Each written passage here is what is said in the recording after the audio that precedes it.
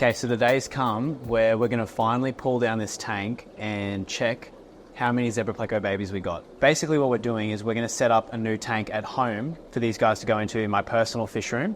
And I've been so excited to do this for so long. I've never counted the babies in here. I've got a few videos you guys can go back and watch on how I bred them and kind of like an update on how the babies went. But today we're going to pull the tank down with our beautiful zebra pleco babies and see how many there are. These are a really cool, super rare fish these are definitely my favorite in the entire hobby by far out of all the fish. So what do you reckon? How many do you reckon there's going to be in there? I reckon my guess will be like 15. I'm going to say 17 babies in here. So should we start pulling it down? I reckon. This bit's going to be super boring. We might need to just like time lapse this bit. Yeah.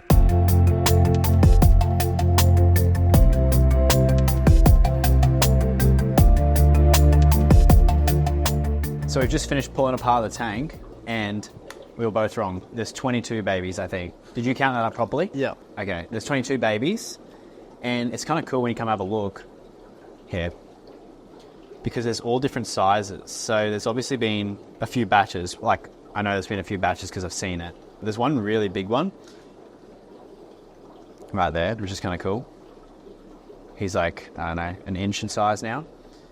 And what normally happens is the bigger ones are normally the males and the smaller ones are normally the females in your batch. So if you're buying plecos, like hypancistrus, try and get a breeder to sell you some big ones and also sell you some small ones because that way you're more likely to get a mix of sexes.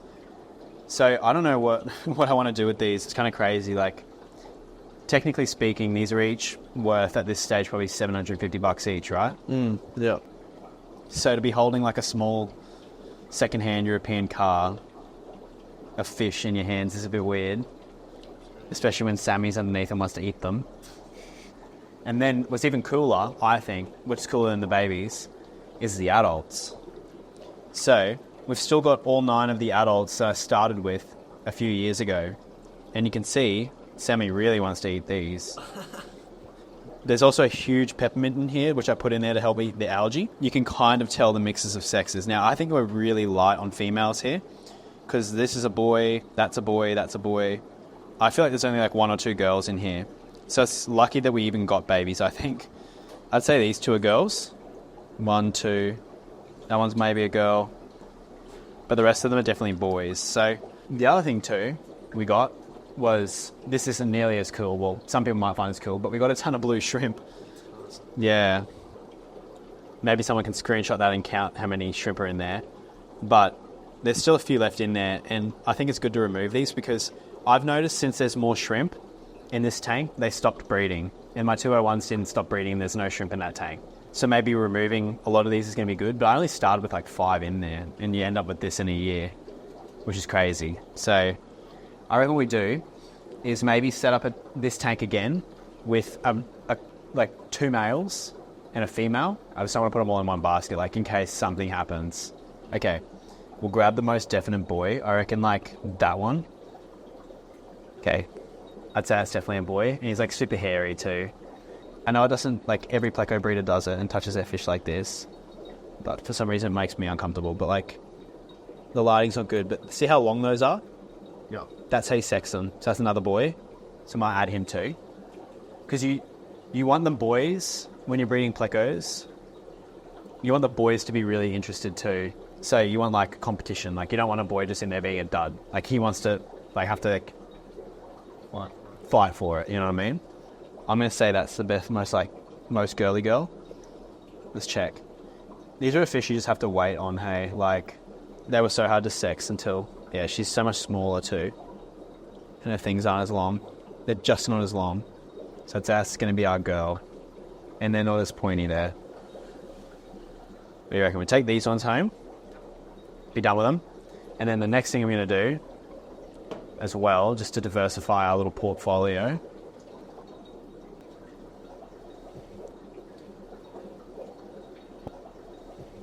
I can't tell you guys how lightly I'm touching this fish.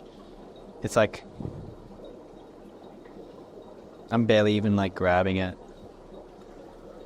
Okay, small. Grab another smallie.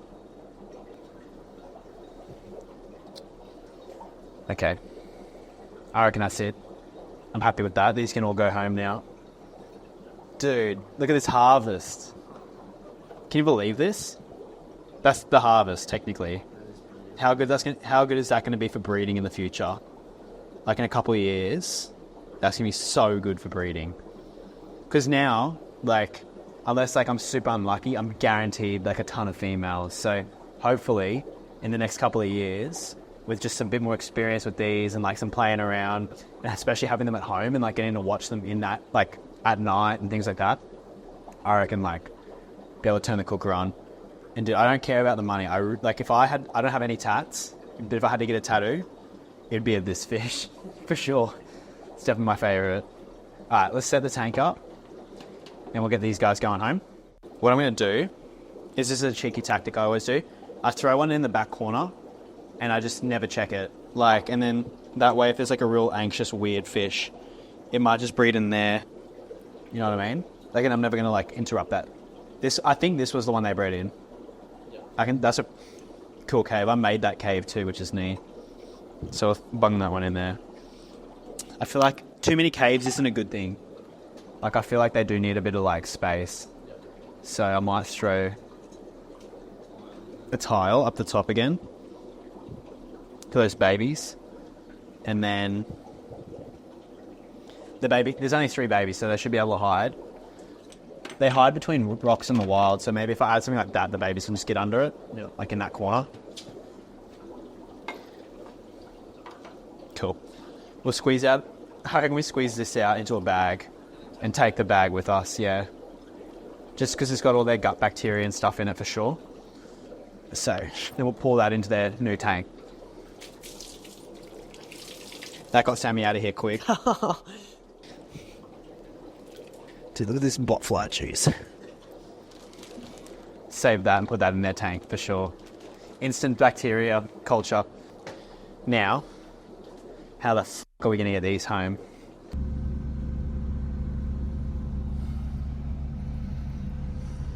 Take the Zeps home with the boys.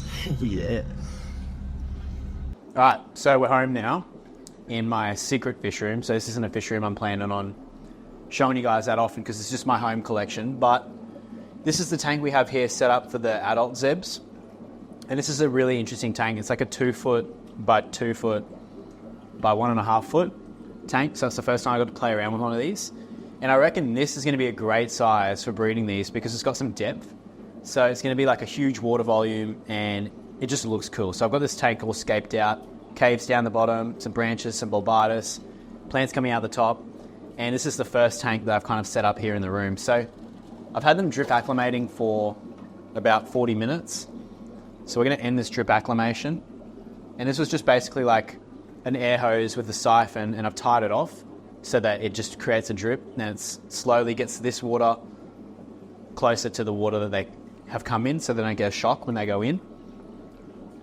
So what we're going to do is take these adults. I'm just going to literally just pour them in. Okay, ready?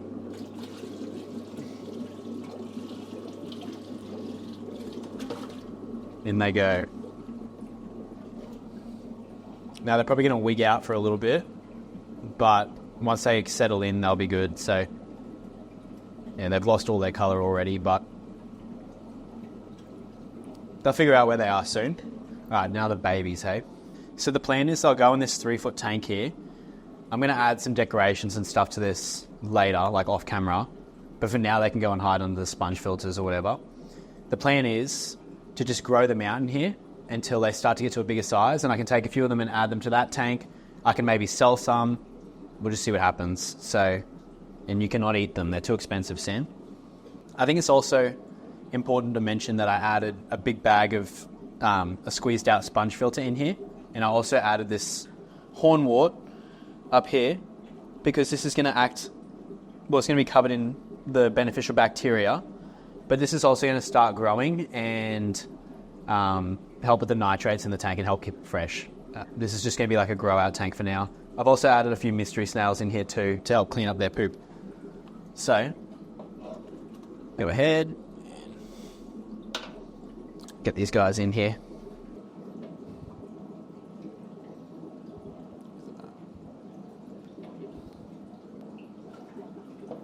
Sweet.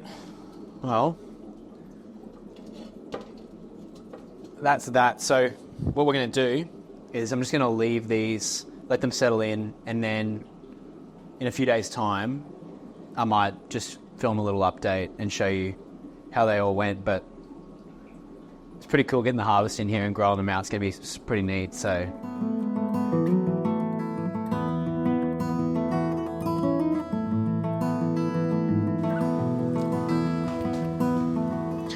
okay, well, it's been well over 2 months now since I've added these fish in here, and I thought I'd just come to the end of the video and update you guys before I posted it on how the move went. So I didn't lose a single fish, luckily. They've all been doing really good. These are really slow growing fish, and I've barely seen these fry put on any size. They're definitely eating. You can see I've added some banana leaves in here. I've got the rainbows up above as well, which would be laying eggs every day, which they'd probably be eating as well. And I've been feeding them a ton of bug buffet, so they definitely are growing. I've seen them in here, but they're just super elusive. And I find that these zebra plecos are just a fish that does not like to be moved. The second I moved the adults, like, you barely see them around the caves and hanging out. And I've got a real strong feeling that I'm going to have to bring the whole colony here. So the extras from the shop, I'm probably just going to bring here. Try and keep them together as a big group, especially now they've got a larger volume of water for this season coming in, because it's now September. I don't know when this video is getting posted, but last year these spawned at the end of November for me.